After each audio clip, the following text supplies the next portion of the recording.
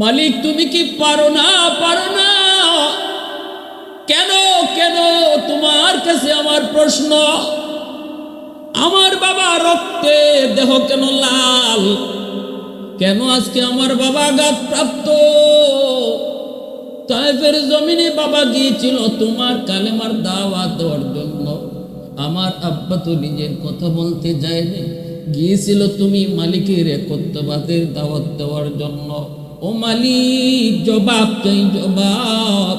ইব্রাহিমের জন্য যদি নমরুদের আগুন ফুলের বাগান বানায়া দিতে পারলে, মূসার জন্য যদি নীল দরিয়া শুকায় তুমি রাস্তা বানায় দিতে পারলে, আমার আব্বার জন্য, তিনি তো তোমারই হাবিব, কেন তুমি ওই পাথরকে তুলা বানাইতে পারলে না? আল্লাহ নবী তখন হাত ধরে কই, মা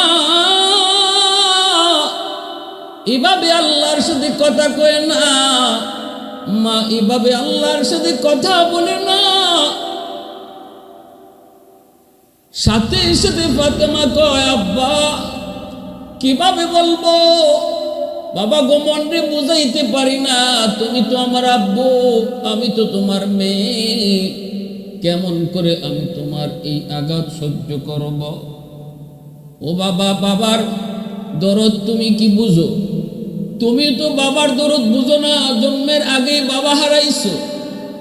আর তোমার আল্লাহ তো বাবাই নাই, তোমার আল্লাহর তো মাও নাই। ও বাবা, তুমিও তো বাবার দরদ বুঝো না, তোমার আল্লাহ তো বাপ মা নাই, বাপ মার দরদ কেমন বুঝবে? দরদ তো বুঝে ফাতেমা, কারণ ফাতেমার বাবার এই অবস্থা ফাতেমা নিজের চোখে দেখতেছে। কেমন করে সইব বাবা গো, কেমন করে সইব? নবীজির চোখ থেকে দর দর করে পানি পড়ে, ফাতেমা কান্দে। নবীজি আবারও আদর করে কয়, মা এইভাবে কইস না, মা এইভাবে কয় না, এভাবে কয় না। ফাতেমা তখন চোখের পানি মুছেন, পানিটা গরম করেন। নবীজির আঘাতপ্রাপ্ত জায়গাগুলি গরম পানি দিয়া কাপড় ভিজে ভিজে ফাতেমা তিনি সেক দিতেছেন। আল্লাহর নবী কিছুটা আরাম পান। ফাতেমা বীর আল্লাহর কাছে কান্দে আর কই, মালিক, ও মালিক তুমি রাগ করো না, আল্লাহ তুমি আমার উপর গোসা করো না। আল্লাহ মনটি বুঝাইতে পারি নাই, আমার এভাবে কথা বলা উচিত হয় নাই। আল্লাহ তুমি আমাকে ক্ষমা করো, আল্লাহ তুমি আমার আব্বারে তুমি আরাম দাও। এই বলে যখন তিনি সেবা করতেছেন, নবীজির মাথা মুবারক খাতুনে জান্নাতের কুলের মধ্যে নবীজি আরাম পাইতেছেন। খাতুনে জান্নাত তিনি আরাম দিতেছেন, সেবা করতেছেন। এর ভিতরে দু জাহানের বাদশাহ রাহমাতুল লিল আলামিন নবীজির ঘুম এসে গেল। আল্লাহর নবী একটু আরাম পাওয়ার কারণে ঘুম এসে গেল। নবীজি চোখ লাগা মাত্রই স্বপ্নে দেখেন নবীজির মাথার পাশে দক্ষিণী মা আমেনা বসা আছেন গো, আর নবী তার মায়ের কোলেই মাথাটা রেখে আছেন। মা আমেনা নবীকে সেবা করতেছেন, সান্ত্বনা দিতেছেন। মূলত নবীজি মাথা রাখছেন কলিজার টুকরা মেয়ে ফাতেমার কোলে, কিন্তু স্বপ্নে দেখেন, স্বপ্ন যুগে মা আমেনা তিনি নবী মাথাটা কোলে রাইকা সেবা করেন। ওই অবস্থায় নবীজি সাথে সাথে মাকে পেয়ে আর দেরি করলেন না, সাথে সাথে মার হাতটা ধরে বলতেছেন, মা গো, ও মা, 6 বছর বয়সে তোমাকে মক্কা মদিনার রাস্তা আবওয়া নামক জায়গায় হারাইছি। সেদিন থেকে আর কোনোদিন মা বলে ডাকতে পারি নাই। মা গো মা, সেদিন থেকে আমি আর কোনোদিন মা বলে ডাকতে পারি নাই। মা, আজ অনেক দিন পরে তোমাকে পেয়েছি, আজ আমি তোমাকে যেতে দেব না। মায়ার নবী দয়ার নবী এতিম, জন্মের আগে নবী বাবা হারাইছেন, 6 বছর বয়সে মাকে হারাইছেন। আব্বু আব্বু বলে ডাকেন, মা আমার আব্বু কই? কত বাবা তার সন্তানকে কপালে চুমো দেয়, আদর করে। এই দৃশ্যগুলি যখন আমি দেখি গো, আমি আর নিজেকে সামলায় রাখতে পারি না। অঝোর দ্বারায় চোখে অশ্রু ঝরে। শুধু চিন্তা করি, আজ যদি আমার আব্বা দুনিয়ায় থাকতেন, আমার আব্বাও তো আমাকে এইভাবে আদর করতেন। মা আমার আব্বা কোথায়, আব্বা কোথায়? নবীজির আম্মা তখন নবীজির দাদা আব্দুল মুত্তালিবকে বলতেছেন, বাবা গো, আপনার নাতি শুধু আব্বা আব্বা করে। নবীজির দাদা আব্দুল মুত্তালিব তখন বলতেছেন, মারি যাও, আমার নাতিটাকে লইয়া মদিনায় যাও, যেখানে বাবার কবর কেন অন্তত দেখায় নিয়ে আসো। নবীজির আম্মা রওনা দিয়া দিছেন, সাথে নিছেন উম্মে আইমন বাদিকে। মদিনায় গেলেন, নবীজির বাবার কবর, আব্দুল্লাহর কবর। মা যখন আঙ্গুল দিয়ে ইশারা দিয়ে দেখায় দেয়, বাবা মুহাম্মদ, এই যে তোমার আব্বুর কবর।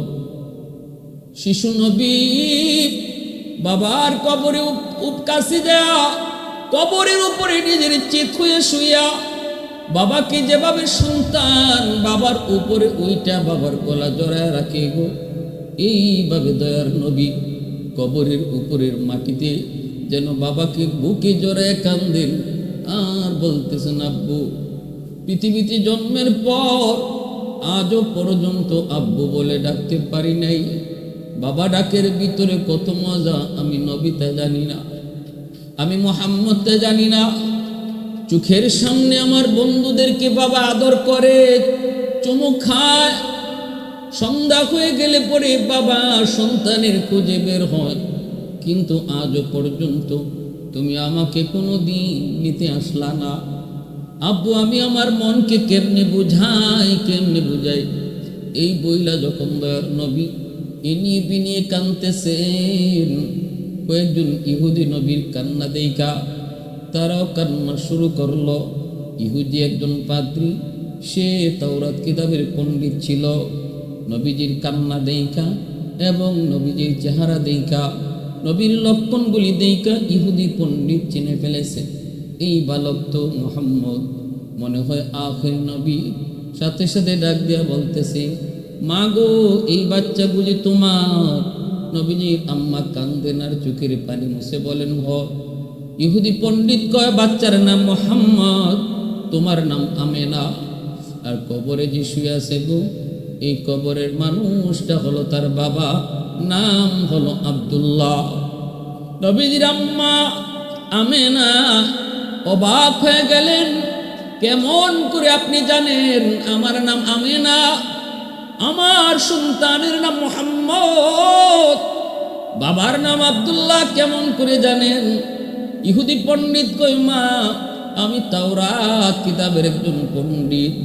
তাওরাত কিতাবের ভিতরে আখির জামানার নবী কখন আসবেন, কোন সময়ে আসবেন, কখন মদিনায় আসবেন, বাবার নাম কি হবে, মার নাম কি হবে, চেহারাটা কেমন হবে, তার লক্ষণ কি হবে, সবগুলি আমি যখন মিলাইলাম, একে একে সবগুলি মুহাম্মদের সাথে মিলে গেল। এজন্য আমি চিনে ফেলেছি গো মা, আর দেরি করো না, মদিনার আবহাওয়া ভালো না, এখানে কিন্তু তার ক্ষতি হতে পারে, দ্রুত তোমরা মক্কায় চলে যাও। আল্লাহর নবীকে লইয়া নবীর মা আমেনা নবীকে নিয়ে তিনি আবার রওনা দিয়া দিছেন, সাথে উম্মে আয়মন। মক্কা মদিনার মাঝামাঝি রাস্তা বোয়া, যেখানে কোনো মানুষ নাই, ঘর নাই, বাড়ি নাই, এমন এক জায়গায় আসা মাত্রই রাত শেষ রাতের দিকে নবীর মা আমিনা তিনি অসুস্থ হয়ে পড়লেন। প্রচন্ড জোর, মুহূর্তের ভিতরে তিনি আর পা চলে না, মুহূর্তের ভিতরে আর সামনে যেতে পারেন না, জায়গায় তিনি শুয়ে পড়লেন। চরম পর্যায়ে শরীরের অবনতি। সাথে সাথে ডাক দিয়ে বা মুহাম্মদকে ডাক দিয়ে আনতেন, কাছে আইনা বলেন, বাবা মুহাম্মদ আয়, বুকে আয়, আয় বাবা বুকে আয়। মনে হয় সূর্য ডোবার পরই আর মা দুনিয়াতে থাকবো না, আয় বাবা বুকে আয়। কেমন করে মা তোরে কই, কেমন করে মা তোমারে বুঝাই? বাবার কবর দেখতে আইসা মাকেও হারাইতেছ, বাবার কবর দেখতে আইসা মাকেও হারাইতেছ। কেমনে তোমার কইরে বাবা, আয় মার বুকে আয়, এই বুক আর কোনোদিন পাইবা না। আয় বাবা আয়। শিশু নবী মায়ের বুকের উপরে ওইটা হাউমাউ করে কান্দে আর কই, মা ও মা, তুমি আমাকে সাগরের মাঝখানে কার হাওলা করে যাইতেছ গো মা। নবীজির আম্মা আমেনা চোখের পানি মুছে আর কই, তোমার হাওলা আমার আল্লাহ, আমার আল্লাহ তোমার জিম্মাদার জিম্মাদার জিম্মাদার। উম্মে আইমনকে ডাক দিয়া কাছে আইনা উম্মে আইমনের হাতটা নবীর হাতের লাগে মাঝে লাগাইয়া নবীজির আম্মা কাঁদতেছে আর কয়, উম্মে আইমন, আজ থেকে আমার মুহাম্মদকে তুমি আমার মতোই দেখবা, আমার মতোই আদর করবা, যেন মার অভাবটা তোমার কাছ থেকে পূরণ হয়। উম্মে আইমন, তোমার কাছে আমি দুনিয়ার বাহ্যিক দৃষ্টিতে তোমার কাছে আমার মুহাম্মদকে রেখে গেলাম। নবীর গালে কপালে চুমুক খাইতে লাগলেন, চোখ থেকে অশ্রু জড়ে নবীজি হাউমাউ করে কান্দেন।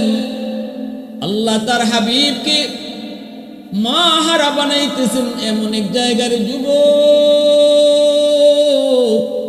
যেখানে কোনো মানুষ নাই, যেখানে কোনো বসতি নাই, মরুপ্রান্তর আবুয়া নামক জায়গায় আমার নবী দার নবীর মাকেও তিনি হারাইলেন। আল্লাহর নবী, রহমতের নবী উম্মে আইমনের হাত ধরে গভীর রাতে তিনি মক্কার দিকে রওনা দিছেন। আবুয়া নামক জায়গায় মাকে কবরে দিয়া শিশু নবী উম্মে আইমনকে নিয়ে তিনি রওনা দিছেন মক্কার দিকে। আজও সে আবুয়া সেই স্মৃতি এখনো ধরে রেখেছে যুবক।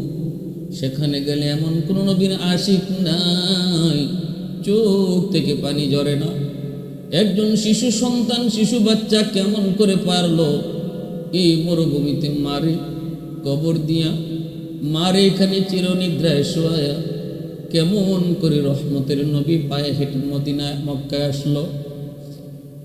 নবীজি এরপরে যতবার মদিনায় গিয়েছেন, ওই আবুয়া নামক জায়গায় গেলে পরে নবী সাহাবীদেরকে বলতেন, সাহাবীরা রে, কাফেলা একটু সময়ের জন্য থামাও, ওই যে আমার আম্মুর কবর, যেই মাকে আমি বাবার কবর দেখতে এসে হারাইছিলাম শিশুকালের সেই 6 বছর বয়সে, আমি আমার মার কবরের পাশে দাঁড়ায় একটু দোয়া করব, তোমরা আমার সাথে দোয়ার শরীক হইও। আমার কান্না দেখা তোমরা এভাবে হাম্মা করে কান্দো না। নবীজি কবরখানা দেখা মাত্রই চোখ বেয়ে আল্লাহ নবীর অশ্রু ঝরত। নবীজি কোটের পেট থেকে নাইমা কবরের সামনে দাঁড়ায় নবীজি অঝোর দাঁড়ায় কাঁদতেন আর দোয়া করতেন। আমার নবী, মায়ের নবী 6 বছর বয়সে মা হারাইলেন। এরপরে রহমতের নবী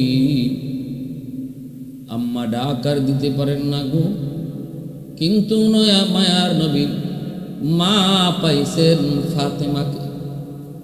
ফাতেমাকে নবী মা বলে ডাকতেন। কেন ডাকতেন, কি জন্য ডাকতেন? কারণ হলো রহমতের নবী মায়ের নবী মার কাছ থেকে যে আদর সন্তান পায়, এই আদরটা, এই সোহাগটা, এই সান্ত্বনাটা, এই সেবাটা খাতুনে জান্নাত তিনি আমার মায়ার নবীকে করতেন। আম্মা জান খাদিজাতুল কুবরা রাদিয়াল্লাহু তাআলা আনহার ইন্তেকালের সময় নবী যেমন কান্দেন, ফাতেমাও কান্দেন। ফাতেমা চুঠো নবী যখন বারবার শুধু একই চিন্তা করে কাঁদতেছিলেন, চোখের পানি জড়া। আমার খাদিজা যতদিন ছিল বেদিন বেঈমানরা আমার দিকে চোখ তুলে তাকাইতো না। খাদিজা আমাকে সান্ত্বনা দিত। কখনো যদি আক্রান্ত হয়েছি, সে খাদিজার সান্ত্বনা পেয়ে আমি শান্ত হতাম। আজ আমাকে কে সান্ত্বনা দিবে? আজ আমাকে কে সান্ত্বনা দিবে গো? তখনই ফাতেমা আমার নবীর মায়ার নবীর চোখের পানি মুইসা সান্ত্বনা দিয়ে বলতেন, বাবা গো, ও বাবা, ফাতেমা যতদিন আছে তোমাকে কোনোদিন কোনো অভাব বসতে দেব না। এজন্যই তায়েফের ময়দান থেকে রাসূল যখন রক্তাক্ত হয়ে মক্কায় ফিরেন, মায়ার নবী দোয়ার নবীকে ওই ঘরে রেখে খাতুনে জান্নাত দরজা বন্ধ করে আল্লাহর সাথে বাতচিত শুরু করে দিলেন। আল্লাহ, তুমি কি পারো নাই গো আমার আব্বার জন্য ইব্রাহিমের মতো আগুনকে যেমন ফুলের বাগান বানাইছো, মূসার জন্য যেমন নীল দরিয়ার পানিকে তুমি রাস্তা বানায় দিছো, তুমি কি আমার আব্বার জন্য পারো নাই গো? ওই তায়েফের জমিনের উশৃঙ্খল যুবকগুলির পাথর, যেই পাথরটা আমার আব্বার দিকে মারছে, এই পাথরগুলি তুমি কি তুলা বানিয়ে দিতে পারো না? রাসূল যখন কয়, ফাতেমা এইভাবে কয় না, এইভাবে কয় না, এইভাবে কয় না রে মা। খাতুনে জান্নাত বলে, মা বাবা, ও বাবা, আমি বলবো না কেন? আমি তো মেয়ে, আমি তো বাবা পাইছি, তুমি তো বাবা পাও নাই। বাবার দরদ কেমনে বুঝবা? তোমার আল্লাহ কেমনে বাবার দরদ বুঝবেন? কারণ আল্লাহর তো মাও নাই, বাবাও নাই। কুল হুয়াল্লাহু আহাদ, আল্লাহুস সামাদ, লাম ইয়ালিদ ওয়া লাম ইউলাদ। আল্লাহ নিজের পরিচয় দিয়া কয়, আল্লাহ কারো বাপ নয়, কারো সন্তানও নয়। বাবা, আমি তো বাবা পেয়েছি, আমি তো বাবার দরদ বুঝবই, আমি তো বাবার কষ্ট বুঝবই। তখনই আমার নবী মায়ের নবীকে কোলে নিয়ে যখন তিনি এইভাবে সেবা করতেছেন, সেবা করতেছেন, সেবা করতেছেন, নবীজি আরাম পেয়ে নবীজির চোখ লেগে গেল। আল্লাহর নবী ঘুমিয়ে পড়লেন। চোখ লাগা মাত্রই তিনি স্বপ্নে দেখেন জনম দুঃখিনী মা আমেনা রসুলকে কুলে নিয়া এইভাবেই তিনি আদর সোহাগ কইরা সেবা করতেছেন। আঘাতপ্রাপ্ত জায়গাগুলি তিনি সেবা করে দিতেছেন। আল্লাহ নবী স্বপ্নে মাকে পেয়ে হাত চাপ দিয়ে ধইরা বলতেছেন, মা গো, আর যেতে দিব না গো, আর তোমাকে যেতে দিব না। 6 বছর বয়সে আপুয়া নামক জায়গায় তোমাকে হারাইছি, আর আমি তোমারে যেতে দিব না গো মা। কইছিলা এতদিন, কইছিলা এতদিন, আর তোমাকে যেতে দিব না। এই বইলা নবী যখন ধরছেন, চিৎকার দিয়া যখন কইছেন মা, চিৎকার দিয়া যখন কইছেন মা, ঘুম ভেঙে গেল নবীজির। নবীজি ঘুম ভেঙে তাকায় দেখেন কলিজার টুকরা মেয়ে ফাতেমা, চোখ থেকে দর দর করে পানি পড়ে কান্দেন। নবী জিজ্ঞেস করেন, ফাতেমা তুমি কান্দো কেন গো? ফাতেমা তখন বলতেছে, বাবা গো, তুমি স্বপ্নে কি দেখছো জানি না, কিন্তু মা কয়া চিৎকার দিয়া আমার হাতটা এইভাবে ধরছো, এই যে দেখো বাবা, এখনো আমার হাতটা তুমি ধরে রাখছো। রসুল কয়, মা আয় বুকে আয়, আয় বুকে আয়।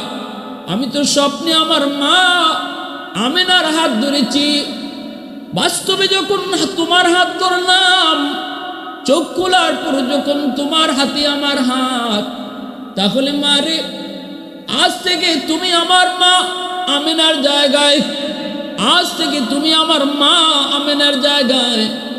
মা যেই সেবাটা সন্তানকে করে, তুমিও আজ আমাকে ওই সেবাটাই দিতেছো। স্বপ্নে আমি যা দেখেছি বাস্তবতা ঘটলো।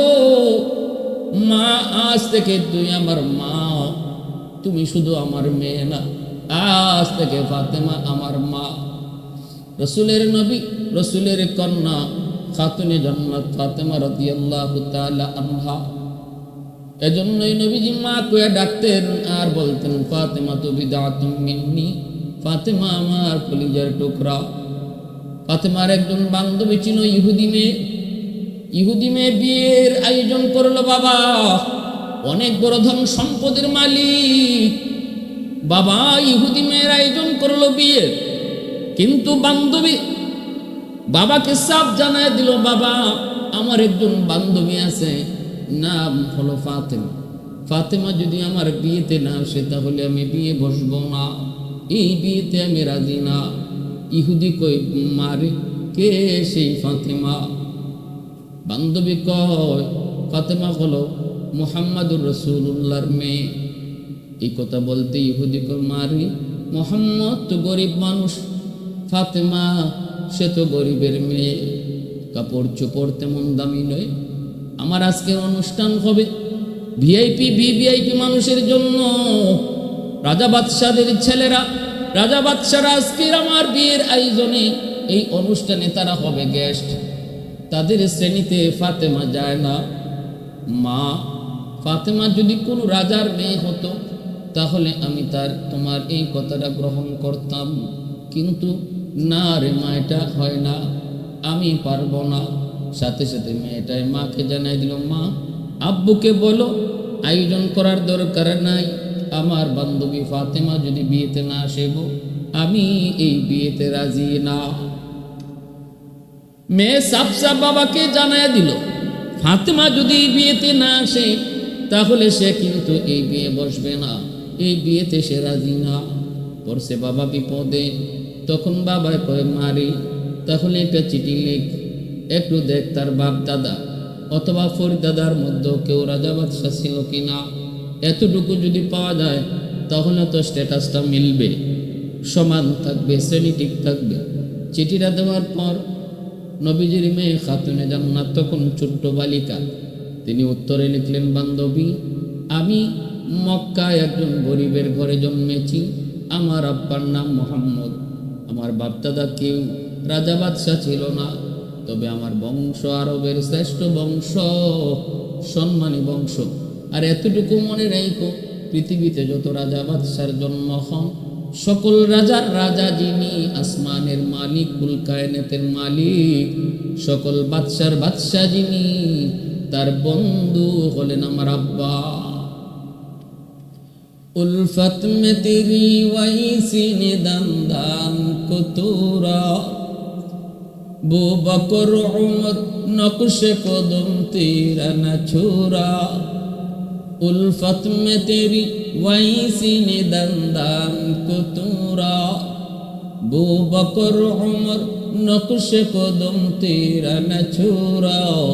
आयुषा के नबी वाकी असरार मदीना, सुल्तान का सुल्तान है सुल्तान मदीना, सरकार का सरकार है सरकार मदीना, गुलजार का गुलजार है गुलजार मदीना। अल्लाह ने मक्का ही में काबा बनाया, इस काबा का काबा तेरी मरकद को बनाया। अल्लाह ने मक्का ही में काबा बनाया, इस काबा का काबा तेरी मरकद को बनाया।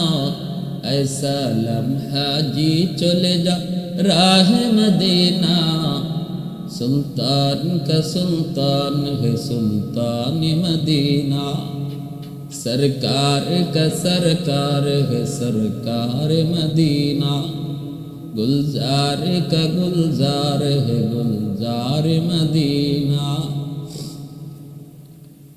এইবার ইহুদি কয় না তাহলে হবে না, মেয়ে সাফ সাফ জানায় দেয় তাহলে আমিও বিয়ে বসবো না। পড়ল বিপদ।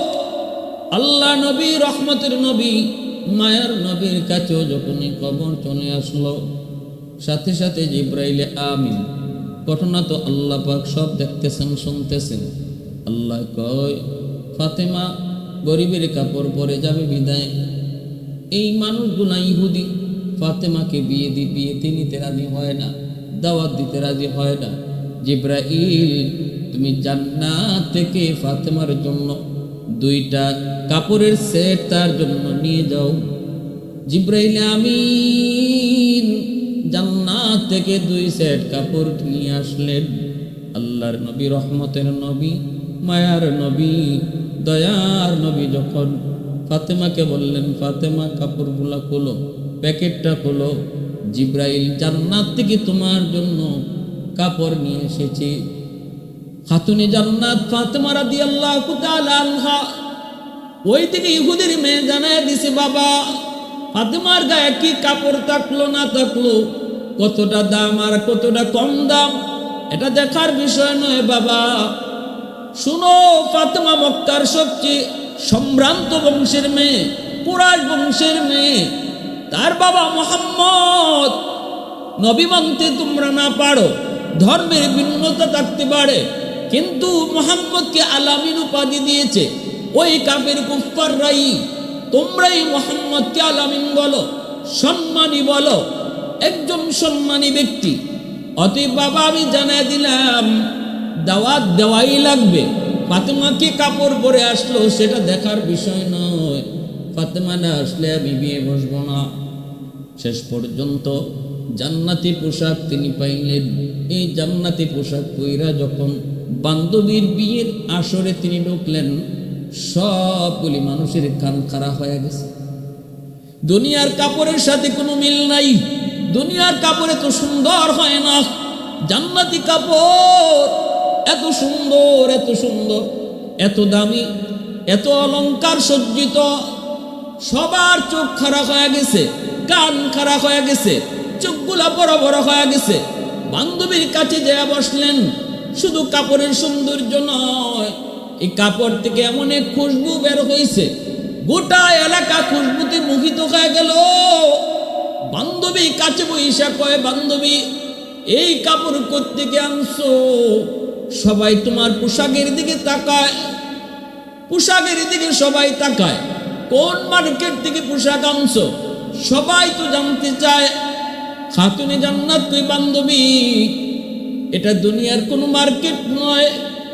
এই পোশাকের সেলসম্যান হলেন জিব্রাইল, মালিক হলেন আল্লাহ। মার্কেটের নাম হলো জান্নাত। কই মার্কেটে কেমনে যেতে হয়? কই মার্কেটে যাওয়ার রাস্তা হলো সিরাতে মুস্তাকিম।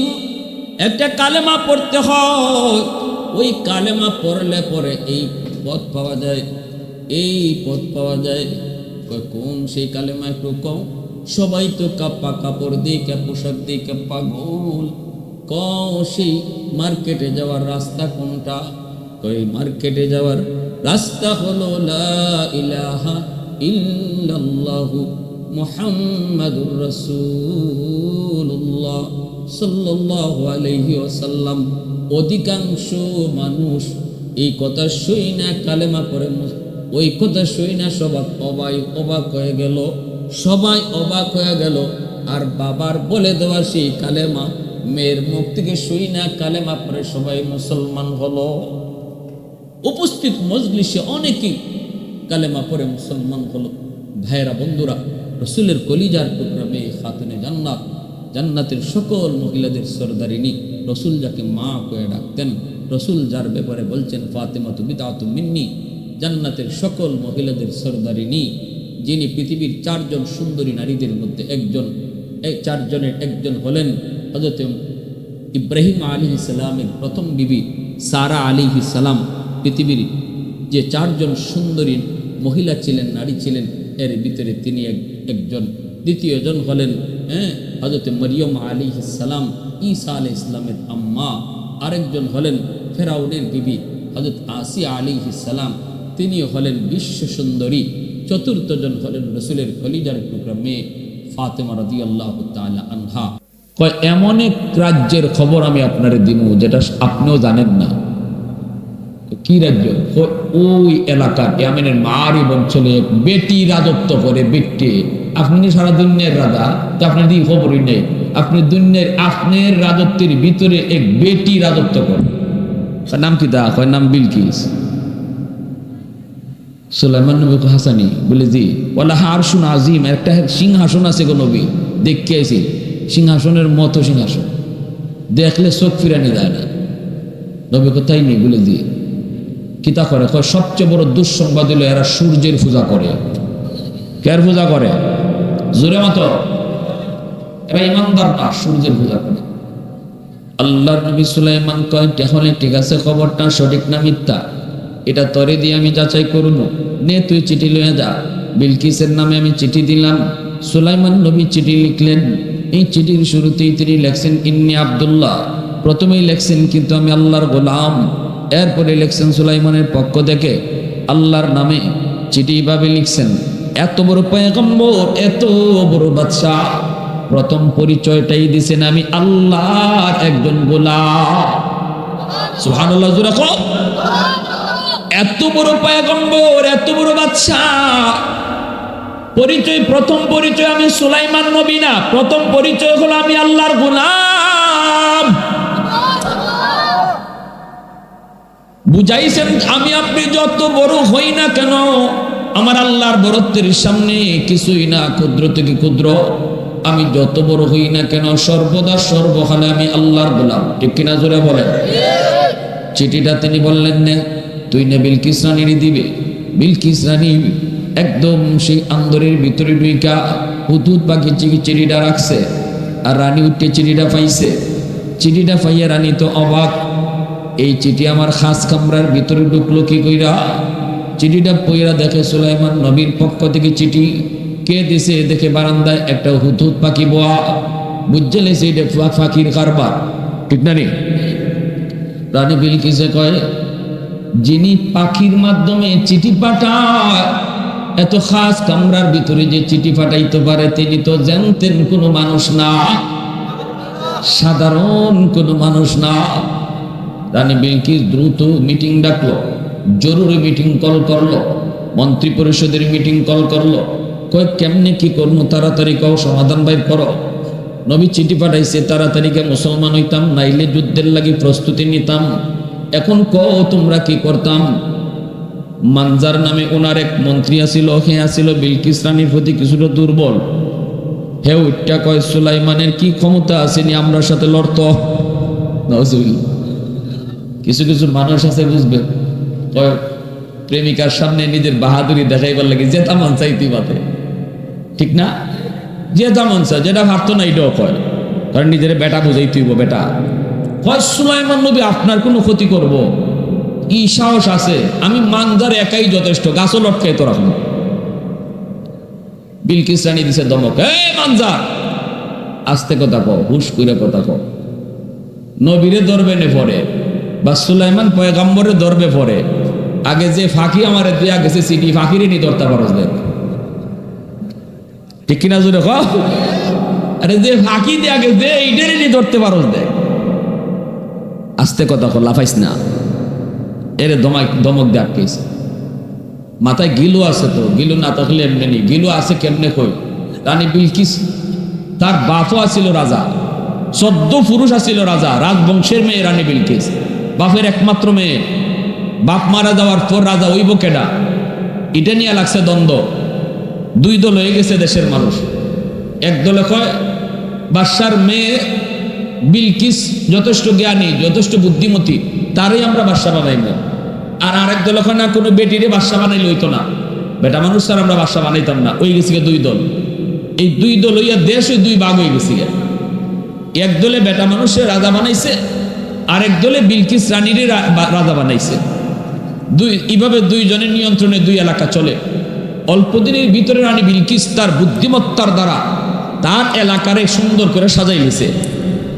দেশ এত সুন্দর করে চালাইতেছে। পবিত্র কোরআনে সাইলাল আরিমকে আল্লাহ পাক যে বাদটার কথা বলছেন, এই বাদটা ছিল বিলকিস রানীর বাদা। সেটা এমন এক বাদ আছিল যে বাদের কারণে সমুদ্রের নোনা পানি ইয়ামেনে ঢুকতো না, আর বৃষ্টির পানি এই বাদের কারণে জন্মে থাকতো, যার কারণে অল্প দিনে রানী বিলকিসের এরিয়া ফুলে ফলে ফসলে ভরে উঠছে।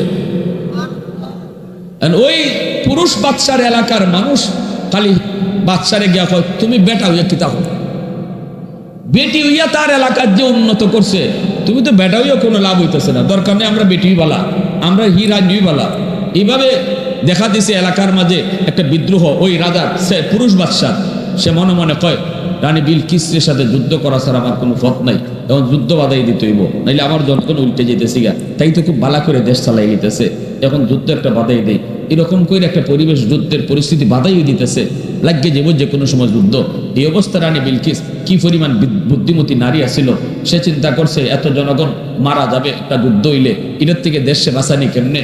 এমনি তাই বুদ্ধি করে একটা চিঠি লেখছে ওই পুরুষ বাদশার কাছে। চিঠিটা লেখছে প্রেমের চিঠি, চিঠিটাকে ভালোবাসার চিঠি লেখছে। তোমারে একটা কথা যে কেমনে কই, আমি দীর্ঘদিন ধরে মনে মনে খালি, কিন্তু কইবার সাহস হয় না। আসলে তুমি তো আমার মনের রাজ্যের রাজা হয়ে বেরিয়েছ। ওইসে নিকা এটা আসল কথা না বাতাস? অথবা ও খালারুকের মানুষ, যুবকরা, এটা কি মনের কথা না বাতাস? দিছে বাতাস, আর তাই বালা করে ফুল চল। যেই ফুটবলে বাতাস দিলে বাতাস লয়, এটারে লাত্তি দিতে মজা, ঠিক না? যেই ফুটবলে বাতাস দিলে বাতাস লয় না, এটারে কেউ লাত্তিও দেয় না। বাতাস লই লই লাত্তি দিতে মজা লাগে। দেহে বাতাস ফুরা লইছিল, একটা কথা কেমনে যে কই, প্রেমের কথা কইতে কইতে, ভালোবাসা কইতে কইতে শেষে কয় আমি তোমার বিয়া করতাম। হে ভাইয়া উস নাই, বেউসে গেছি।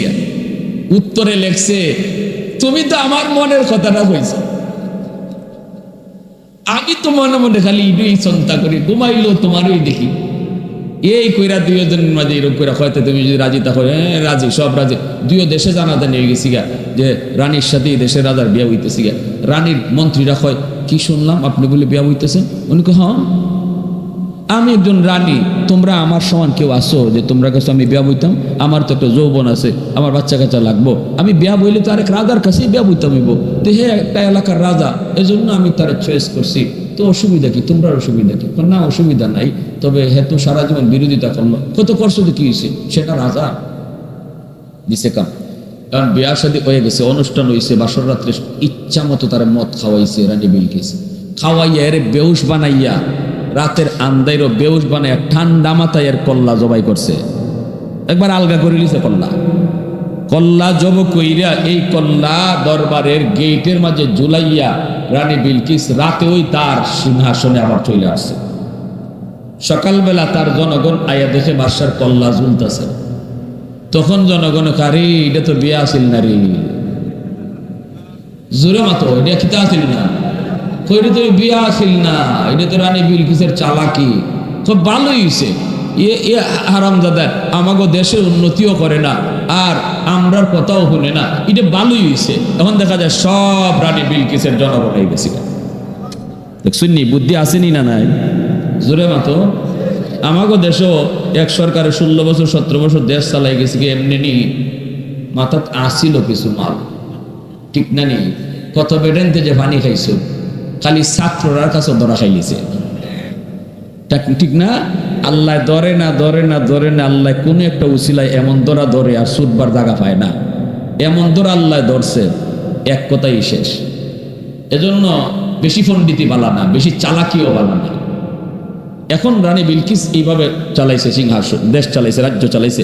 সুলাইমান নবীর চিঠি পাইয়া মাথায় গিলু আছে তো বুঝে লাইছে, যিনি একটা পাখির মাধ্যমে আমার কাছে চিঠি পাঠাইতে পারে মানজার, তার ব্যাপারে লাফালাফি করবি না, বিপদ বিপদ বিপদ বিপদে পড়বি। এই অবস্থায় মানজারকে থামায় দিল। রানী বিলকিসে কয়, শোনো, আমি একটা পরীক্ষা করব, আমি পরীক্ষা করে দেখব ইনি শুধু নবী, ইনি শুধু বাদশাহ নাকি নবীও, ইনি শুধু বাদশাহ নাকি নবীও। যদি ইনি শুধু বাদশাহ হয়, নবী না হয়, তাহলে ওনার সাথে যুদ্ধ করা সম্ভব।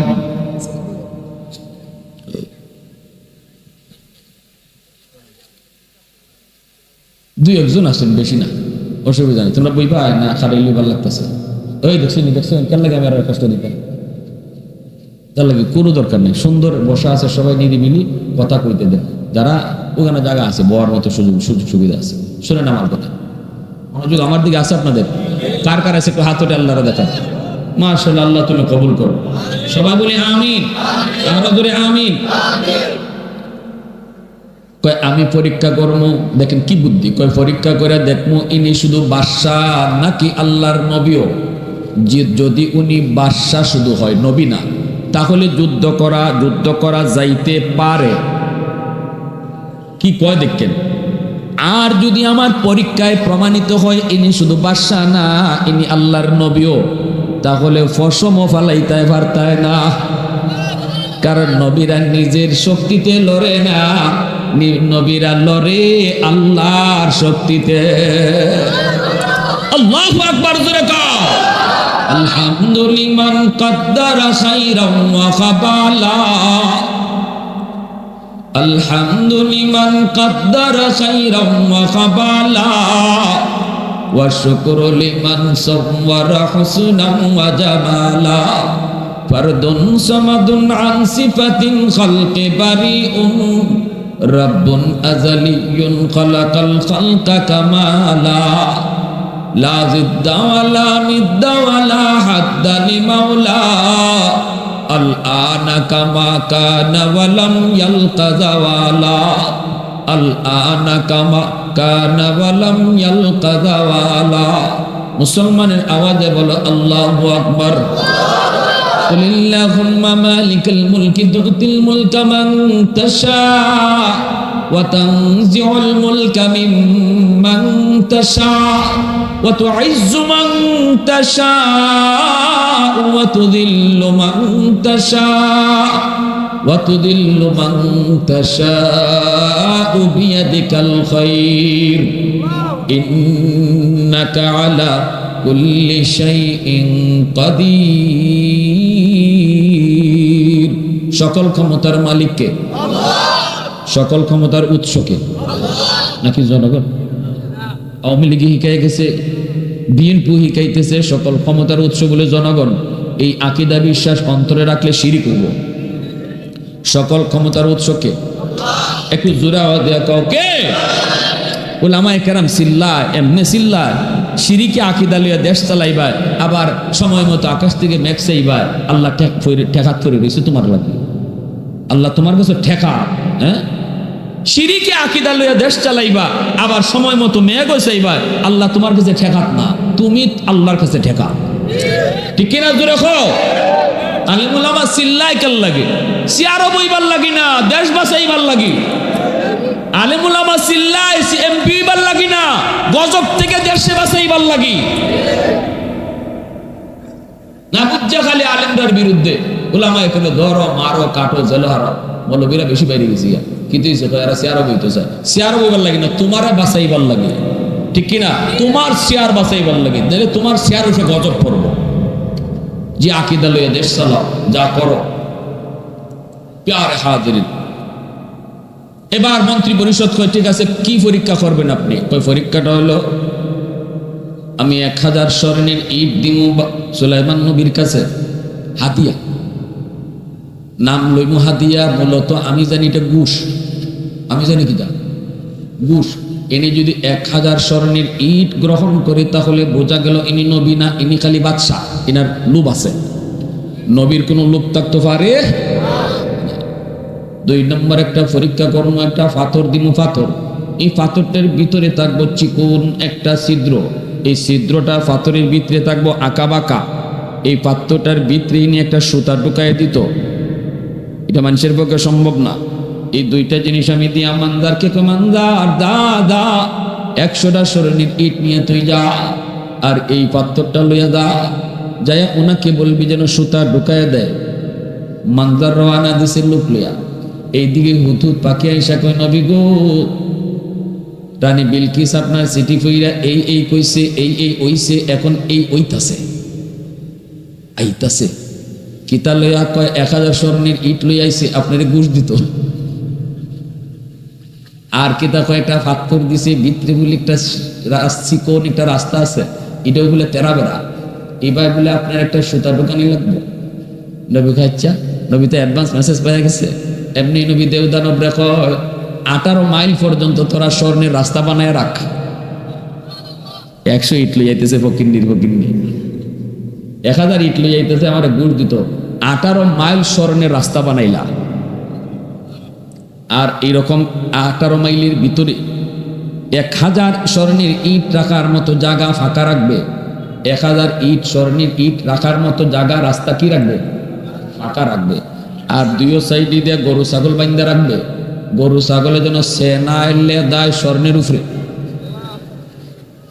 বুঝিনি খান মানজার 1000 স্বর্ণের ইট লই আইতেছে লোকজন লই আইতেছে ঘুষ দিত আইয়া যখন 18 মাইলের ভিতরে ঢুকছে কইটা গীতা দেখা চকচক করে ফাউ দিয়ে ওই দেখে শোনা শোনা লাগে কিতাবে হাসুই শোনা না ডুপ্লিকেট একটু দেখছেন স্বর্ণের স্বর্ণটারে পরীক্ষা করার জন্য পাথর দিয়ে ঘষা দিয়ে দেখি 100% 22 ক্যারেটের সোনা।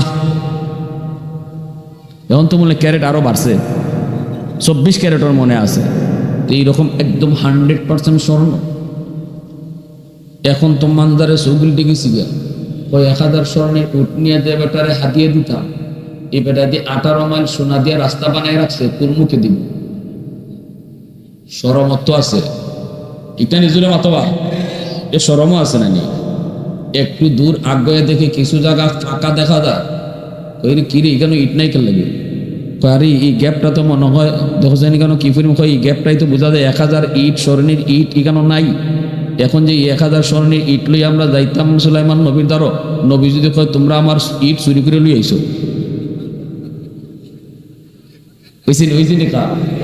আমি আমার রাস্তা বানায় রাখছি সোনার ইট দিয়া, 1000 ইট গেল কই? এটা তোরা লই এসে এখান থেকে চুরি করে হয়তো সুর বানাইয়া ফিট বরে, আর কোনো উপায় নেই। আজকে ফিটার তালো আছে এনে মানজারে কয়, সাথে কয় যদি অন্তত সুর থেকে চুরির থেকে বাঁচতে চাও, মায়ের থেকে বাঁচতে চাও, যে ইটলাইন আনছো ইটলাইন এখানে ওই রাস্তার তোরা হবি চাইয়া,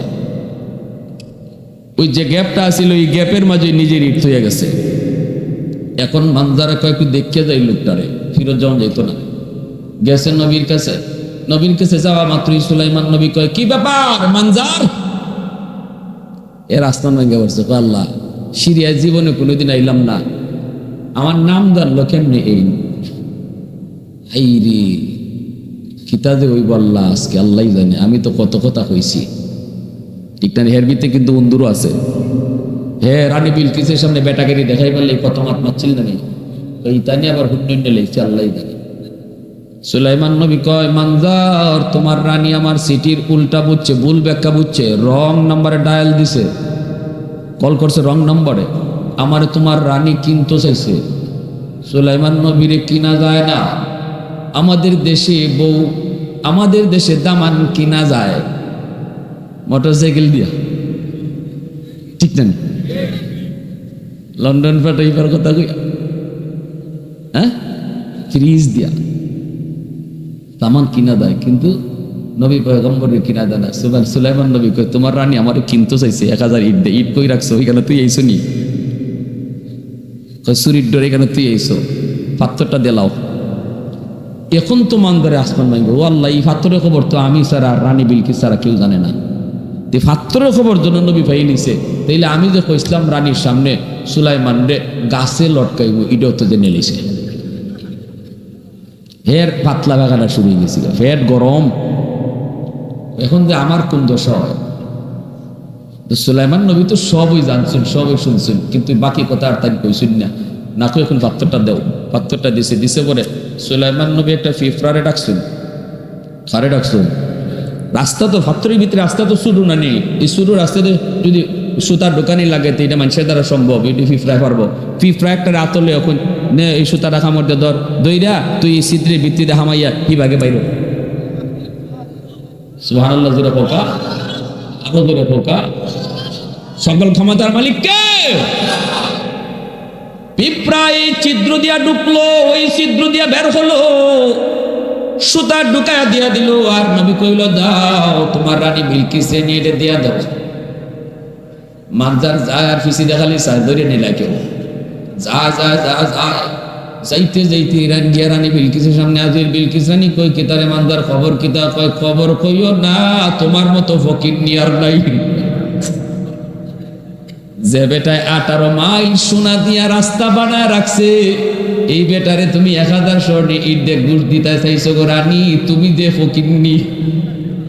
আজকে যে কপাল লইয়া বাচ্চা আইসি, কও বাচ্চা যে আইসি কিতা এই ঘটনা।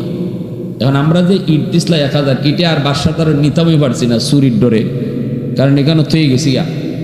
এরপরে যে ভাত্তর যে দেখো, ভাত্তর কই নেও যে নেও নেও নেও নেও সোনার সান খান দিচ্ছে, কয়টি ইট শুধু হারাইলো কেন? ফিফরায় হারাই দিছে। রান্না কয় মানজার বেটাগিরি যে করছিলে এখন বুঝ, যদি খালি তোর কথা মতো আমি নাচতাম তো উপায় নিয়ে আসিল ক বুঝছত নি, তাই খালি বাদশা না নবী যে তো বুঝছি গো রানী, বুঝছি, আমার বুঝে গেছে। এইবার রানী বিলকিসে কয় রানী বিলকিস তার সিংহাসনের ভিতরে খাস কামরার ভিতরে ঢুকছে। সুলাইমান নবীর প্রতি রানী বিলকিসের প্রেম ভালোবাসা বেড়ে গেছে। আল্লাহু আকবার। ঘুমাইতে গেল সুলাইমান নবীর কল্পনা, মনে মনে শুধু কয় আমার স্বপ্নের রাজকুমার মনে হয় পেয়ে গেছি, আমি সুলাইমান পয়গম্বরকে আমার রাজ্যের সিংহাসনে বসাবো না, মনের সিংহাসনে বসাবো। আল্লাহু আকবার। उल्फत में बराबर के वफा हो के जफा हो, उल्फत में बराबर के वफा हो के जफा हो, हर चीज में लज्जत है अगर दिल में मजा हो, एक चश्मे ज़ुदुन गाफिल अज़ा शाह नबाशी, शायद की निगाहें को नदागाह नबशी, शायद की निगाहें को नदागाह नबशी। मुसलमाনের আওয়াজ দেখো, আল্লাহু আকবার। এইদিকে আমার ভাইয়েরা বন্ধুরা, সুলাইমান নবী প্রস্তুত। সুলাইমান নবী তো ইসলামের দাওয়াত দিয়ে চিঠি দিয়ে দিয়েছিলেন। রানী বিলকিস জানায় দিল আমরা এত তারিখে সুলাইমান নবীর কাছে চলে যাব, আত্মসমর্পণ করব, ওনার ধর্ম গ্রহণ করব। প্রস্তুতি নিতে লাগলো। সৈন্য পরিষদ লইয়া, মন্ত্রী পরিষদ লইয়া আসতে রওনা দিবে। এত তারিখে হুদহুদ পাখি নবীরে এটাও আয়সা জানায় দিছে, নবী গো রানী বিলকিস আত্মসমর্পণ করেছে, আপনার কাছে সারেন্ডার করবে, তবে মনে মনে দিলে দিলে প্রেমেও পড়ে গেছে। সুলাইমান নবী কয়ে আমার রাজমহলটা তোমরা সুন্দর করে সাজাও, সুন্দর করে তোমরা সাজাও সাজাও। আর রানী যেই মহলে থাকবো একটা মহল বানাও। দেবদানবরে কইছেন অল্প দিনের ভিতরে তোমরা হীরামণি মুক্তা জৌহর দিয়ে একটা মহল তৈরি করো। এই মহলটা হবে রানী বিলকিসের। চতুর্দিকে যখন সাজসজ্জা শুরু হয়, সুলাইমান নবীর ইনার এক মন্ত্রী এসে কয় কিতাব আপসর তো বেশি বালানা দেখি, বেটি আইব, বেটির লাগে অত আয়োজন কিতা, মনে মনে কিতা বিয়া শাদী করিলি তা না তা। সুলাইমান নবী কয়তে করলে অসুবিধা কিতা, কয় দুইটা সমস্যা আছে। কয় কি সমস্যা? কয় আমরা শুনছি রানী বিলকিস জিনের ফুরি। রানী বিলকিসের মা ছিল জিন, বাবা ছিল মুসলমান, অতএব জিনের ফুরির আপনি বিয়া করবা কেমনি? সুলাইমান নবী কইতে এটা পরীক্ষা করার ব্যবস্থা আছে আমার। যদি জিনের খাসলত ইলার মাঝে বেশি থাকে, জিনের মতো যদি শরীরে পশম থাকে, তাইলে বিয়া করতাম না, এটা পরীক্ষা করবো। আর একজন আয় কই বুদ্ধি কম। সুলাইমান নবী কই বুদ্ধি কম, বেটারে রাত্রে মাইরে তুই কল্লা জুলাই আর বুদ্ধি কম। এরপরেও বুদ্ধি পরীক্ষা করার লাগি এটাও আমার ব্যবস্থা আছে। কয়েকটা মহল বানাও, আর মহল বানাই চতুর্দিকে পানি রাখবা, মহলের চতুর্দিকে পানি। আর দেও দানবরে কইসুন এই মহলও যাইবার লাগি ফানি ফারিয়ে দেওয়ান লাগবো। আর ফানি যে ফারিয়ে দেয় তাই ফানির উপরে একবারে কাচের স্বচ্ছ কাচের ব্রিজ দিবায়, যেন এই ব্রিজ বুঝাই না যায়, বুঝা যায় ফানি। কেন লাগি সুলাইমান নবী কইছেন এটাও পরে কইমু, কেন লাগে আমি এই পরীক্ষা করতেছি বুদ্ধি আসেনি না নাই, এই দুইটা জিনিস রাখছে। এরপরে সুলাইমান নবী কইন তো রানী যে আইব আইয়া বইতো কোনানো, আমার সিংহাসন তো আমার, এই বেটির অত বড় বেটি আইতেছিল, তাই বইতা কোনানো, তাই লেগে তো সিংহাসন একটা লাগবো। তো শুনছি হুজুর তুমি কইসলাই না বলে বিলকিস রানী একটা সিংহাসন আছে খুব দামি, বলে জি হুজুর আমি নিজের চোখে দেখছি, জেনতেন সিংহাসনটা কিতা যে বানাইছে তাই। তো সুলাইমান নবী কোন তাইলে এই সিংহাসনটি আইনলই আমার দ্বারা রেখে দি মনে, আমি আমার টাত বোয়া আর তাইনের টাত বোয়া থাকবা। তখন আনন্দ কেমনে তাই তোর আনা দেলাইছে। আর 7টা 8টা গেইটের ভিতরে সিংহাসন ঢুকাইল, প্রত্যেকটা গেইটও তালা মারা। সাবি এই রানী বিলকিসের পুষো, এই 8টা গেইটের ভিতরে এই সিংহাসন, এখান থেকে তাই রানা দেলাইছেন, এর ভিতরে এই সিংহাসন আমার ধর আইতো কেডা পারবায়। কলা ইফরিত মিনাল জিন, জিনের ভিতর থেকে একটা জিনে কয় ইফরিত, হ্যাঁ কয় আমার সুযোগ দিন আপনি, খালি কইবা বিলকিস রানী আইবার আগে আগে তাইনের সিংহাসন আপনার দ্বারা পৌঁছাই দিব। সুলাইমান নবী কোন আরো আগে কেউ পারবাইনি। পবিত্র কোরআনের সূরাতুন নামলের মধ্যে এটাই হলো আমার আলোচনার মূল কেন্দ্র। এই কথাটার মাঝে আসা মাত্রই ওনার দরবারে থাকা একজন ইলমে ওয়াহির জ্ঞানী, ইলমে ওয়াহির জ্ঞানী, যেটা আল্লাহর পক্ষ থেকে নূর। এই যুগে যারা উলামায়ে কেরাম কোরআনের জ্ঞানী এরকম একজন জ্ঞানী আলেম, সে দরবারে কইতেছে জাহাপনা আপনি যদি আমার অনুমতি দেন তাহলে আপনি চোখ মুছবেন আর খুলবেন, এর ভিতরে সিংহাসন হাজির হয়ে যাবে। তাফসীরে কিতাবে লিখছেন ইনি ইসমে আজম জানতা, আল্লাহ তার এতটা পাওয়ার দিসলা, কিন্তু এটাই করো চোখের পলকে সিংহাসনে হাজির করে দেয়া দিছে। রানী বিলকিস সামনে আইছে, আইয়ে নবীর ভয় একবার চাই, সিংহাসনে ভয় একবার চা। আমি সিংহাসন তুই আইলাম, আমি তালা তোলা মাইরা, এটা গান হইল কেন? বুঝছেন কারবার, এটা গান হইল কেন? সুলাইমান নবী মাতুন জিগাইনার কোন ইবা খালি চাও কিতা, সিংহাসনটা এটা কি তোমার? কেমনে কইতো দিলে এটা আমার? কইলে যে কি ভাই এটা ডর আছে না? কেমনে কইতো এটা আমার? আবার আমার নাও কেমনে উনি কয়, কারণ একবার সেম কিন্তু কিছুটা খালি বদলাইছে। সুলাইমান না কিরু একটু এদিক সেদিক করে রাখো একটু। তখনই কি হইতেছে, কয় আমারটার মতোই। ওই নবী কইছেন যে তোরা কেডা কইসলে রে বুদ্ধি নাই, ওখানে জাকিতা জবাব দিছে, এটা বুদ্ধিমতির জবাব। আমার ও কয় নাই, আমার নাও কয় নাই, এটা কইছে আমারটা মতোই। এরপরে নবী কইতে যাও তোমার মহলে যাও। মহলে যাওয়ার সময় গিয়ে দেখালি পানি, ওখান পানি দেখে উনি ফাও তুলা দিছে। পানি দেখলে তো আমরা স্বাভাবিকভাবে মানুষের অভ্যাস হলো কাপড় তুলন দেওয়া, ঠিক না? পানির নাম্বার আগে তো আমরা কাপড় তুলি, এটা কেউ কইয়ে দেওয়ান লাগে যে বাবা কাপড় তুলো, তাই তো একটু কাপড় তুললে নবীর উদ্দেশ্য হইলো কাপড়টা তুলতো আর দেখতাম শরীরে ফসম কিটা জিনের মতো না। তা তুই দেখুন যে না মানুষের মতোই, এটাও প্রমাণিত হয়ে গেল গা। এখন আসলে জিনের মেয়ে যে এটা কোনো সহি রিওয়ায়াতে নাই, এরকম কোনো নাই। তবে এই ঘটনার পরে আরো অনেক লম্বা ঘটনা, যে ঘটনাগুলা সবকিছু কোরআনে নাই, কিছু ইসরায়েলি রিওয়ায়াতও আছে যেগুলা সম্পূর্ণ সহি হাদিসে নাই। সুলাইমান নবী সব জানার পরে তারপরে তারে বিয়া করলা, বিয়া কইরা এরপরে ইসলাম গ্রহণ করার পরে ওই ইয়ামেনের মারিব অঞ্চলের আবার গভর্নর বানায় ফাটাইলা, তুমি ওই দেশেই রাজত্ব করো, তবে সুলাইমান নবীর অধীনে। এজন্য কোনো মহিলা বাদশা হইতে পারে না, সে কোনো একটা কি কয় ডিস্ট্রিক্টের জজ হইতে পারবে, সে কোনো একটা এরিয়ার গভর্নর হতে পারবে, তার উপরে ঊর্ধ্বতন অফিসার অথবা একজন কমান্ডার থাকতে হবে যার অধীনে সে কাজ করবে, ঠিক কিনা জোরে বলেন?